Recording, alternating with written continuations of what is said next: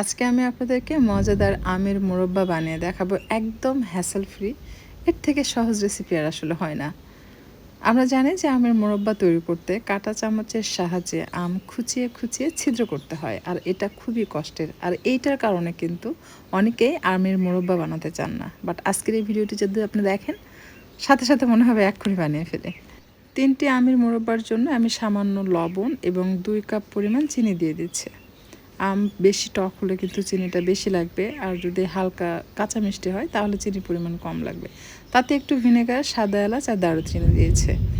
দিয়ে জাস্ট চুলার তাপ মাঝারি থেকে একটু কম রেখেছি। ধীরে ধীরে চিনি গলে গিয়ে লিকুইড হবে এবং এই চিনিতেই আম সেদ্ধ হয়ে যাবে। আমি আমগুলো কেটেছি একটু কছানো করে, খোপ খোপ করে। তো ওইটা দেখতে অনেক সুন্দর লাগে।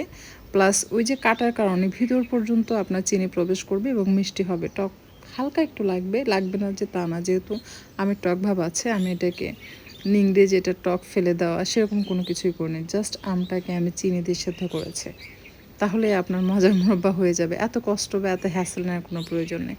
সহজ রেসিপিতে যদি কেউ আমের মোরব্বা বানাতে চান, তো এই রেসিপি ফলো করে একবার ট্রাই করবেন, আশা করছি ভালো লাগবে। এই মোরব্বা বানিয়ে আপনি নর্মাল ফ্রিজে দীর্ঘদিন পর্যন্ত রেখে সংরক্ষণ করতে পারবেন। এটার লুক দেখুন কতটা ফ্রেশ লাগছে। দেখে মনে হচ্ছে না বলুন তো যে এখনই খেয়ে ফেলি? এটা বানানোর পর সাথে সাথে কিন্তু ফুরিয়ে যাবে, থাকবে না। অনেক বেশি একসাথে বানাতে যাবেন না, আর বেশি খোঁচাখুচি করবেন না, তাহলে সেদ্ধ হয়ে কিন্তু খোঁচাখুচি করলে এটা গলে যায় বা খুলে খুলে যায়। সো অল্প করে বানাবেন, যখন শিরাটা টেনে যাবে চুলা বন্ধ করে ঠান্ডা করে আপনি নর্মাল ফ্রিজে সংরক্ষণ করে রেখে খেতে পারবেন।